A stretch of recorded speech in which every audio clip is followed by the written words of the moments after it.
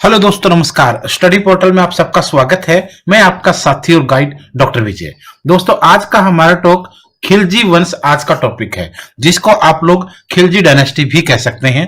दोस्तों, medieval history में आप लोगों के लिए ये चौथा लेक्चर है। महमूद गजनवी, मोहम्मद गौरी, सलेव डायनेस्टी जिसको गुलाम वंश बोलते हैं, और अब खिलजी वंश।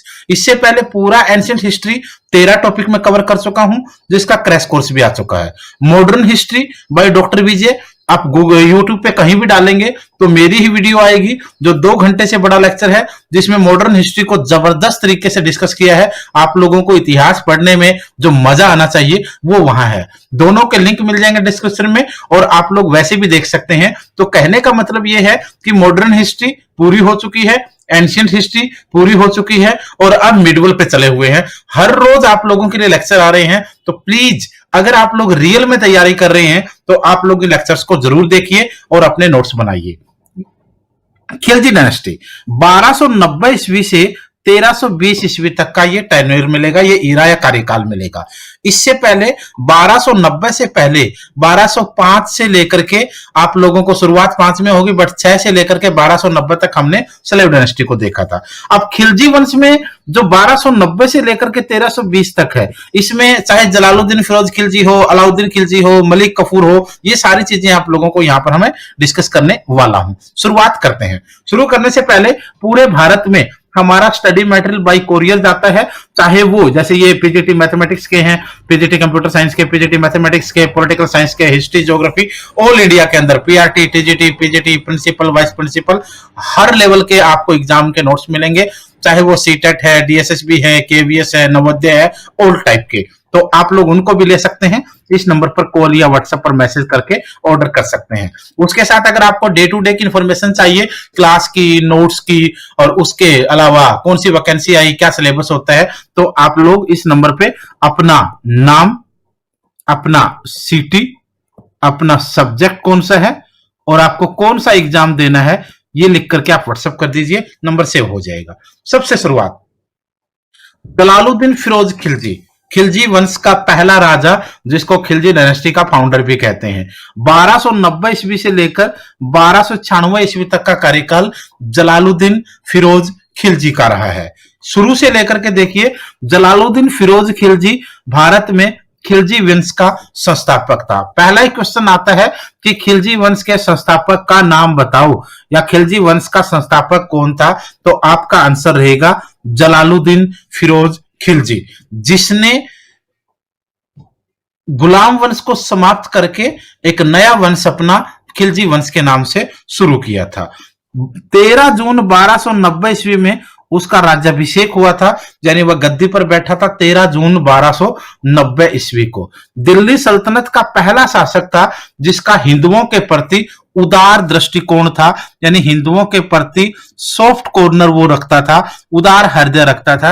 ये पहला व्यक्ति था जिसने ये कहा था कि भारत के अंदर हिंदुओं की संख्या बहुत ज्यादा है, और हिंदुओं के ऊपर अगर आप राज कर पा रहे हो मुस्लिम होकर के, तो वो बहुत बड़ी बात है। इसलिए जो पहले वाले राजा करते थे, बड़े राजा के पद पर भी गैर हिंदू, बड़े बड़े पदों पर भी मंत्री संतरी सारे गैर हिंदू होते थे। तो ये पहला व्यक्ति था जिसने ये कहा था कि सारे बड़े पदों से दूर करके आप लोग इनके ऊपर राज नहीं कर पाओगे, इसलिए आप इनको बड़े पदों पर साथ साथ में लेते रहिए। यानी एक प्रकार से एक्चुअल में जो कम्युनलिज्म की जो थ्योरी थी वो थोड़ी बहुत यहां पर शुरू हुई थी।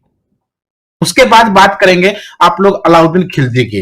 जब खिलजी वंश की बात हो और अलाउद्दीन का जिक्र नहीं हो, तो इसका मतलब खिलजी वंश आपने 90% नहीं पढ़ा। ये चीज ध्यान रखनेंगे, क्योंकि हर किसी के लिए जरूरी है। ये एक ऐसा टॉपिक है जो इंडिया में कंट्रोवर्शियल भी रहा है, जिसके ऊपर फिल्मों पर बवाल भी हुए हैं, बहुत सी चीजें आई हैं जो आप लोगों को यहां पर दिखेंगी। अलाउद्दीन खिलजी का कार्यकाल 1296 ईस्वी से लेकर के 1316 ईस्वी तक रहेगा। 1296 से 1316 ईस्वी तक आपको अलाउद्दीन खिलजी का कार्यकाल दिखेगा। सबसे पहले शुरुआत करता हूं मैं कि जलालुद्दीन फिरोज खिलजी की हत्या करके 19 जुलाई 1296 को अलाउद्दीन खिलजी गद्दी पर बैठ गया। यानी अलाउद्दीन खिलजी का चाचा था फिरोज खिलजी। अलाउद्दीन खिलजी ने अपने चाचा जलालुद्दीन फिरोज खिलजी की हत्या की और 19 जुलाई 1296 को वह गद्दी पर बैठ गया, यानी शासक बन गया। अलाउद्दीन के बचपन का नाम जो था वो अली था। अलाउद्दीन के पिता का नाम जो था वो शिहाबुद्दीन था, और फिरोज खिलजी जो है वो शिहाबुद्दीन का भाई और अलाउद्दीन खिलजी का वो चाचा था, जिसकी उसने हत्या करके उसकी गद्दी हत्या ली बाद में। राजपुताना में अलाउद्दीन की सबसे बड़ी विजय जो है वो चित्तौड़ की विजय थी। हम बात करेंगे चित्तौड़ पर भी, गुजरात के युद्धों पर भी, सभी पर डिस्कस करेंगे। 1302 ईस्वी से 1303 ईस्वी के इस अभियान में अमीर खुसरो ने भी भाग लिया था, याद रखेंगे, अमीर खुसरो ने भी यहां पर भाग लिया था। चित्तौड़ आक्रमण का प्रमुख लक्ष्य वहां के राजा रतन सिंह की पत्नी पद्मिनी, जो कि एक अपूर्व सुंदरी थी, उसको प्राप्त करना था। उसने चित्तौड़ का नाम अपने पुत्र खिज्र खां के नाम पर खिजराबाद भी बाद में कर दिया था।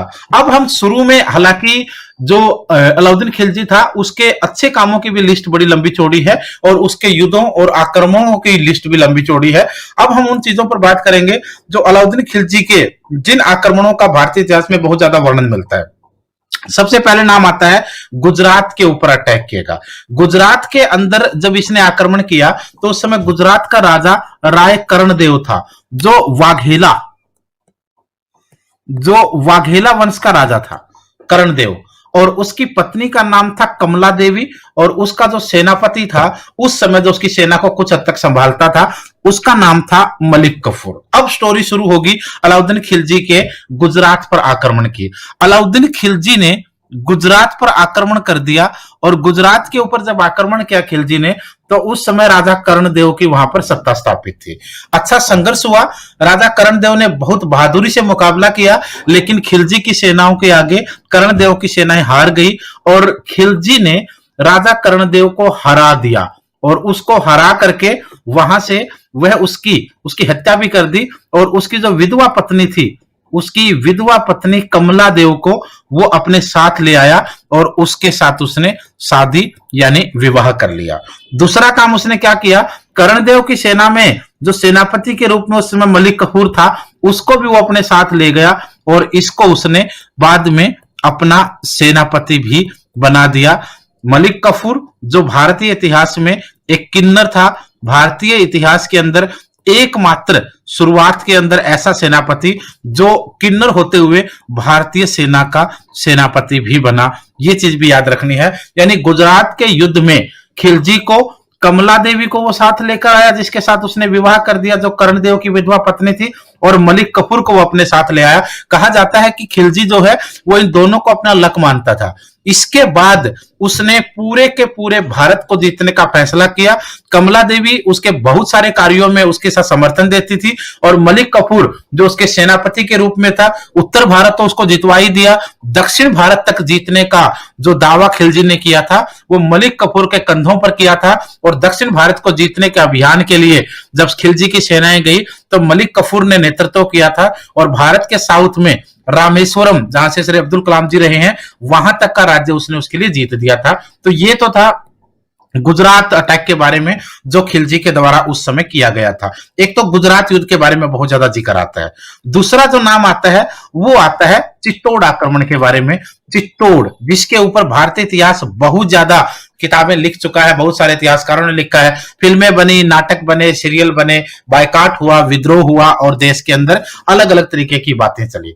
चित्तौड़ पर जब आक्रमण किया तो चित्तौड़ का राजा उस समय राजा रतन सिंह था। सीरियलों में, नाटकों में, यूट्यूब की वीडियोज में लोग कुछ भी बताएंगे बढ़ा चढ़ा करके, उन चीजों को आप लोग इग्नोर कीजिए, क्योंकि सबसे खास बात यह है कि भारतीय इतिहास कुछ ऐसे चुटभइयों ने लिखा है जिनको खुद भी इन चीजों का पता नहीं था, या वो इधर उधर से पैसा ले लेकर के, अपने स्वार्थ ले लेकर के उन चीजों को लिखते थे, जो आज के बच्चों को और आज के लोगों को बहुत ज्यादा भ्रमित भी करते हैं।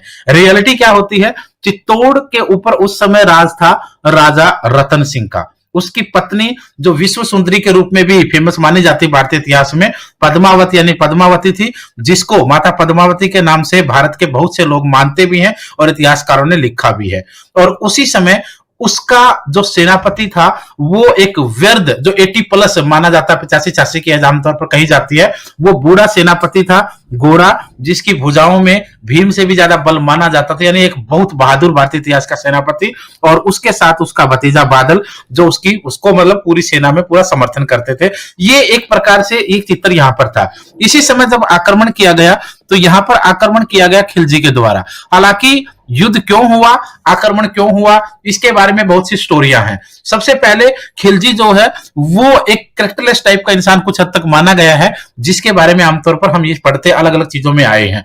हुआ क्या था, जो पुराने इतिहासकार है, जो रियल है, वो ये बोलते हैं कि राजा रतन सिंह के दरबार में एक कवि होता था, एक गायक होता था, जिसकी राजा रतन सिंह ने जाने अनजाने इंसल्ट कर दी थी और उसको दरबार से निकाल दिया था।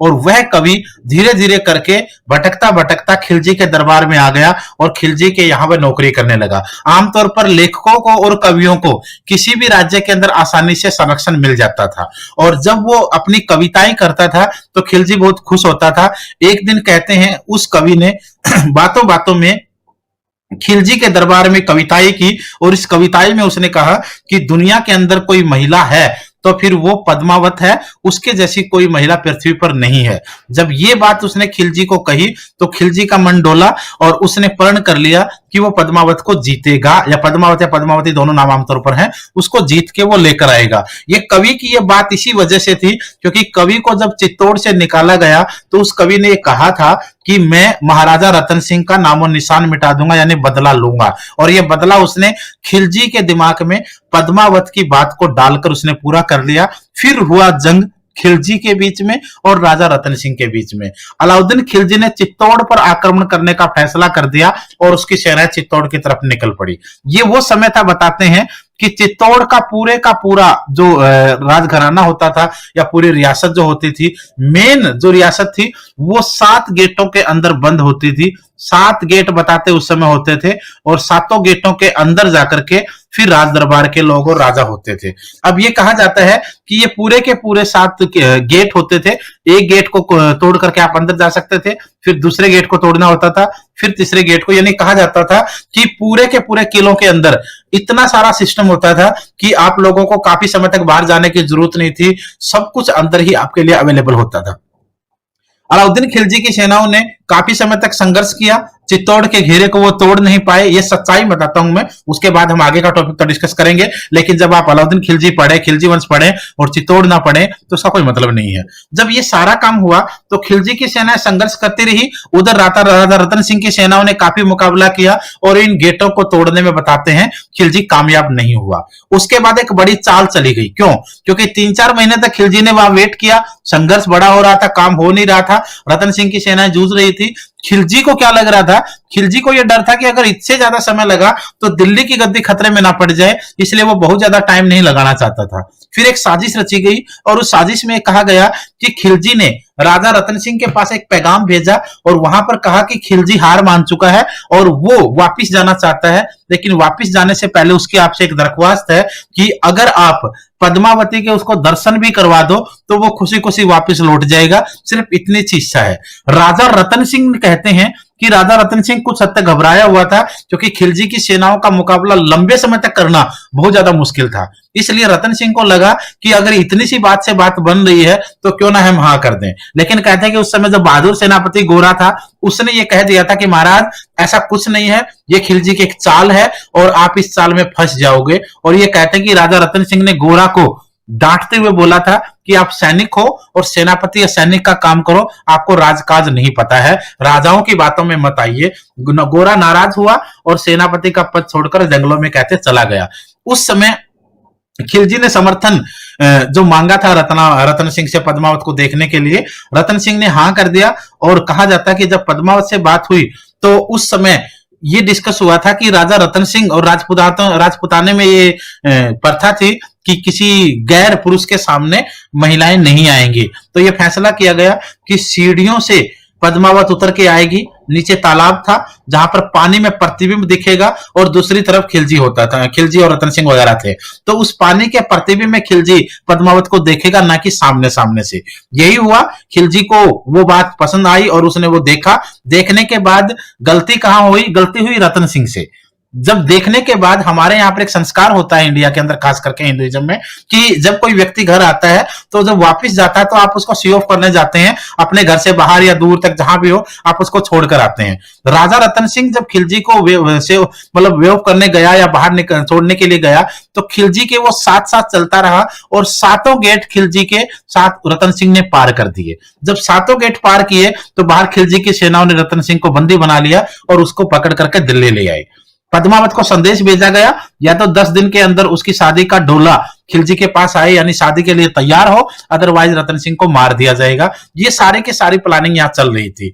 उसी समय गोरा को ढूंढा गया, बादल को मनाया गया और इनने कुछ सैनिक इकट्ठे किए और कहते हैं कि ये संदेश भेजा गया खिलजी के पास कि पद्मावत अपनी सहेलियों के साथ 700, कोई कई इतिहासों में अलग अलग मिल जाएगा, ये डोले लेकर आ रही है, आप अपनी शादी की तैयारी कीजिए। और गोरा और बादल के साथ इन डोलों में काफी सारे सैनिक थे जिन्होंने खिलजी के साथ बहुत अच्छा युद्ध किया और महाराजा रतन सिंह को कुछ हद तक वहां पर छुड़वा करके वो कामयाब हुए। लेकिन खिलजी की सेनाएं वापिस आकर के चित्तौड़ पर टूट पड़ी और महारानी पद्मावती ने अपनी आन बान बचाने के लिए उस समय जोहर किया था। ये इतिहासकार, बहुत ज्यादा इतिहासकार मानते हैं, लेकिन कुछ लोग ऐसे हैं जो मजाक उड़ाने पर उतर आते हैं किसी इतिहास का। उन लोगों का कोई इलाज नहीं हो सकता। ये वो लोग हैं जो इधर उधर से पैसा लेकर के या फिर किसी इतिहास को नष्ट करने के लिए तरह तरह की बातें फैलाते रहते हैं। तो ये था चित्तौड़ का आक्रमण। जो चित्तौड़ वाला आपने देखा, गुजरात वाला देख लिया। अब हम चलते हैं उन कामों पर जो काफी फेमस रहे हैं।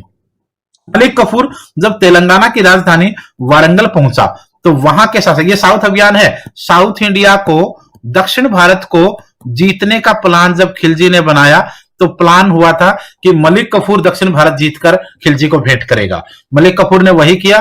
तेलंगाना की राजधानी वारंगल पहुंचा, वहां के राजा प्रताप रुद्रदेव के साथ युद्ध हुआ, जिसमें राजा ने फिर बाद में सरेंडर कर दिया। और उस समय उस राजा के पास था कोहिनूर हीरा, जो आजकल इंग्लैंड में है, दुनिया का सबसे महंगा हीरा होने का दावा करते हैं। भारत का कोहिनूर, जिसको बाद में काफी सारे विद्रोह हुए और अलग अलग समय पर कहां कहां वो गया, ये आप हम देखेंगे। तो प्रताप रुद्रदेव ने सरेंडर कर दिया और कोहिनूर का हीरा 1307 ईस्वी में मलिक कफूर को सौंप दिया, जिस मलिक कफूर ने आकर के उसे अलाउद्दीन खिलजी को दे दिया। तो ये था। फिर बाद में भारत से उसको नादिर शाह लेकर गया, नादिर शाह से इंग्लैंड पहुंचा, वो चीजें भी आप देखेंगे। तो एक तो ये चीज याद रखना कि कोहिनूर हीरे का सबसे पहले वर्णन मिलता है प्रताप रुद्रदेव के पास, उसने मलिक कफूर को दिया, मलिक कफूर ने खिलजी को दिया। ये 1307 की घटना आपको यहाँ पर मिलेगी।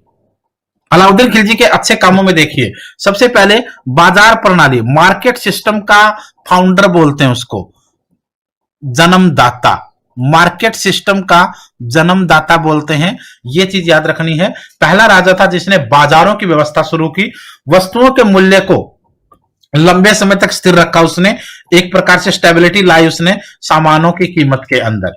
कौन से बाजार व्यवस्थाएं शुरू हुई? बाजार नियंत्रण प्रणाली, मार्केट कंट्रोल सिस्टम उसने शुरू किया। इसमें मंडी लगती थी, अनाज का व्यापार इसमें मंडी लगती थी, सराय ए अदल, कपड़ों का व्यापार इसमें होता था, घोड़ों का, दासों का, पशुओं का सामान्य बाजार भी यहां पर लगते थे। यानी बाजार जहां पर क्रेता और विक्रेता मिलते हैं और सामानों का क्रय विक्रय करते हैं। भारतीय इतिहास में मार्केट सिस्टम की पहला वर्णन आपको मिलेगा। स्टोरियों में, कविताओं में, नाटकों में, फिल्मों में कुछ भी दिखाएं, लेकिन रियलिटी जो है ये मार्केट सिस्टम यहां शुरू होता है, जिसके लिए अलाउद्दीन खिलजी के कुछ अच्छे काम माने जाते हैं। अलाउद्दीन खिलजी ऐसा प्रथम राजा था जो बहुत बड़ी सेना रखता था और उसकी सेना में 4,75,000 अश्वरोही घोड़े के सैनिक थे और सैनिकों को नगद वेतन, ये क्वेश्चन मोस्ट इंपोर्टेंट है भाई, भारत में सैनिकों को नगद वेतन देने का क्रेडिट जाता है अलाउद्दीन खिलजी को।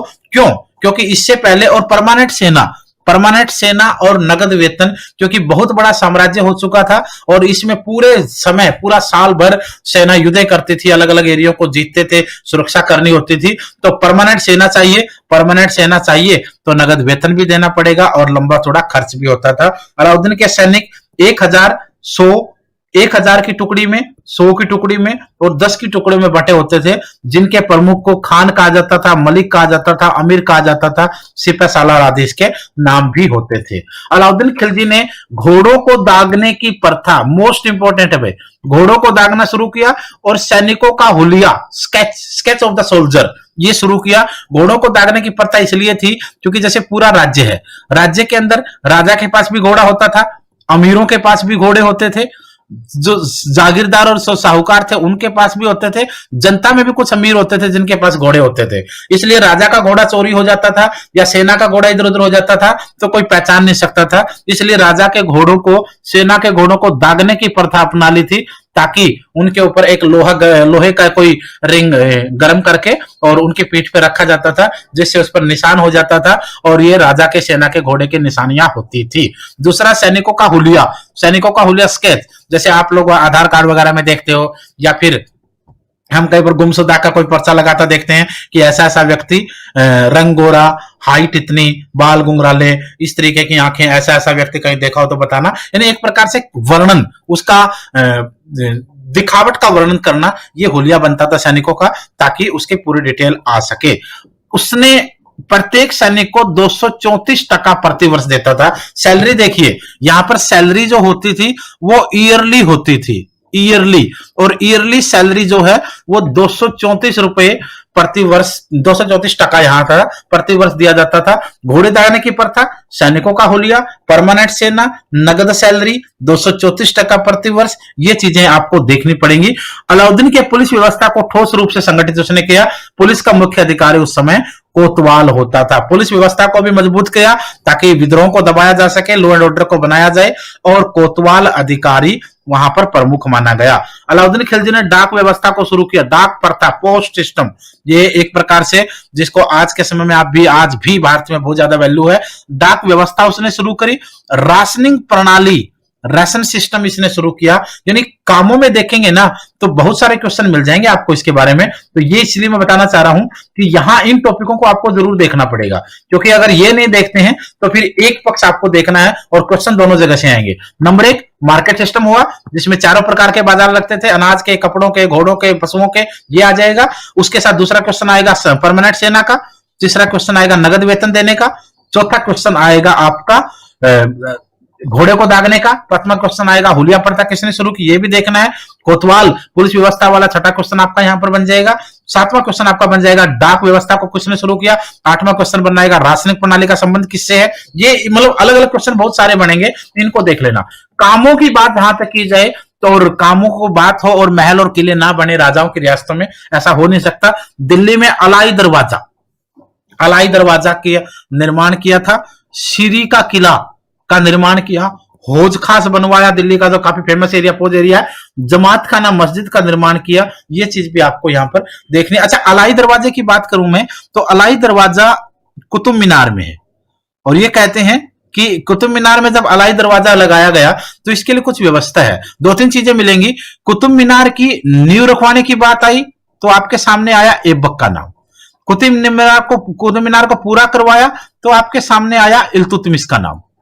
कुतुब मीनार में अलाई दरवाजा लगाने की बात आएगी तो आपके सामने आएगा खिलजी। कुतुब मीनार की मरम्मत की बात आएगी तो आपके सामने आएगा फिरोज शाह तुगलक। ये कई सारे, यहाँ पे बिजली गिरी थी आसमानी तब मरम्मत हुई थी। यानी अलग अलग लोगों के नाम जुड़ेंगे कुतुब मीनार से, ये देख लेना। अलाई दरवाजा में क्या था, उसने एक गेट लगवाया था, इसमें एक गेट लगवाया था, और उस गेट से वह अपने राज्य के विद्रोही और जो शत्रु होते थे उनको इससे ऊपर चढ़ाता था और ऊपर ला करके बोलते वो उस पर गिरा देता था। नीचे एक पत्थर लगा होता था जिस पर गिरकर उसकी मृत्यु होती थी। यानी अलाई दरवाजा को उसने अपनी पाप की राजधानी कहा था, पाप की राजधानी भी कहा था, यह भी याद रखना। अलाउद्दीन ने अमीर ए तुनुक, सिकंदर ए सानी आदि उपाधियां धारण की और उसे विश्व का सुल्तान, युग का विजेता, जनता का चरवाहा, कई सारे टाइटल मिले, लेकिन सबसे इंपॉर्टेंट है सिकंदर ए सानी। भारतीय इतिहास में सिकंदर ए सानी की टाइटल जो ग्रहण किया वो अलाउद्दीन खिलजी ने किया। क्यों किया? क्योंकि जिस तरीके से वो मानता था सिकंदर ने पूरी दुनिया को जीतने का प्लान बनाया था, वही प्लान अलाउद्दीन का भारतीय क्षेत्रों में और आसपास में था। तो सिकंदर ए सानी का टाइटल उसने लिया, ये क्वेश्चन याद रखना। विश्व का सुल्तान, चलो इसको ध्यान जरूर रख लेना। और जनता का चरवाहा, जनता का चरवाहा, विश्व युग का विजेता, विश्व का सुल्तान और सिकंदर ए सानी और अमीर तुनुकिया टाइटल उसने अपने आप को दिए। 3 जनवरी 1316 ईस्वी को जलोदर द्रौपसी नाम की बीमारी होती थी, उसके कारण उसकी मृत्यु हो गई थी। अब बात आएगी मलिक कफूर की। मलिक कफूर ही वो सेनापति था जिसको अलाउद्दीन खिलजी गुजरात के राजा वाघेला वंश से लेकर आया था और उसके बाद उसको अपना सेनापति उसने बना दिया था। 1316 ईस्वी में जब मलिक कफूर राजा बना तो खिलजी की मृत्यु के बाद ही बना और कुछ समय के बाद ही उसकी गद्दी उसकी हत्या बाद में कर दी गई थी। मलिक कफूर एक किन्नर था, ट्रांसजेंडर था जिसको 1000 दिनारी भी कहा जाता था। 1000 दिनारी के नाम से फेमस व्यक्ति एक ही रहेगा आपको। 1000 दिनारी कहा जाता था क्योंकि गुजरात का एक व्यापारी था नुसरत खान, उसने 1297 ईस्वी में 1000 दिनार में इसको बाजार से खरीदा था। ये याद रखना। क्यों कहा गया था 1000 दिनारी? क्योंकि 1000 दिनार में इसको कभी खरीदा गया था। मलिक कफूर किन्नर के साथ साथ एक दास था, गुलाम था जो बाजार में बिकना आया हुआ था, वहां पर उसको खरीदा गया। किसने खरीदा 1297 में? नुसरत खान ने। नुसरत खान कहां का व्यापारी था? गुजरात का। और वहां उसने खरीद करके किसको गिफ्ट कर दिया? गुजरात के राजा कर्णदेव को। मैंने बताया आपको। और कर्णदेव से कौन लेकर आया? खिलजी लेकर आया जब उसके साथ उसका युद्ध और आक्रमण हुआ था, जब कमला देवी को भी लाया था तो वहां से लेकर आया, सेनापति बनाया। खिलजी का मेन व्यक्ति था, दक्षिण भारत को जीतने का प्लान इसी का था और ये कामयाब भी वहां पर हो गया था। मलिक कफूर ही था जिसने खिलजी के दक्षिण भारत को जीतने का सपना पूरा किया था। ये आपका मलिक कफूर रहेगा। 2 नाम और आएंगे, बहुत ज्यादा इंपॉर्टेंट नहीं है बट मैं टॉपिक को क्लोज करने के लिए इनका नाम जरूर लूंगा। कुतुबुद्दीन मुबारक शाह 1316 ईस्वी से 1320 ईस्वी तक इसने राज किया। बहुत ज्यादा फेमस नहीं था बट धीरे धीरे करके 2-3 साल तक अपने राज्य को ये कहीं ना कहीं चलाता रहा। आखिरी नाम आएगा नसीरुद्दीन खुसरो शाह। 1 नंबर का आवारा और नक्कारा शासक था। पास में कुछ भी नहीं था, सेना इसकी मानती नहीं थी, अमीरों ने विद्रोह कर दिया था और इसके ऊपर जो आखिरी में चोट की वो तुगलक वंश ने की और इसको समाप्त कर दिया गया। 1320 में इसकी मृत्यु के साथ ही यहां पर खिलजी वंश आपका समाप्त होता है। अगले वंश में हम लोग तुगलक को पढ़ेंगे। यानी कहने का मतलब है कि एक एक करके आपके सारे टॉपिक आएंगे और वो चीजों को डिस्कस करूंगा जो एग्जाम के पॉइंट ऑफ से जरूरी है। एग्जाम के पॉइंट ऑफ व्यू से जरूरी होना चाहिए। पेपर में क्या आता है, क्वेश्चन कैसे बनते हैं, पकड़ में क्वेश्चन कैसे आएंगे, रियल एनसीईआरटी स्टोरी क्या होती है और पेपर सेटर क्या चीज याद रखता है, वो चीजें पता हो। वरना कुछ भी पढ़ लो, इतिहास में कितनी सारी किताबें हैं, कोई मतलब नहीं होगा जब तक आप लोग अपने एग्जाम और अपने नॉलेज के बेस को मजबूत नहीं करेंगे। तो आज के टॉपिक में इतना ही था। कल फिर मिलते हैं नई स्टोरी के साथ। धन्यवाद, शुभकामनाएं। मेहनत कीजिए, सिलेक्शन अपने आप हो जाएगा।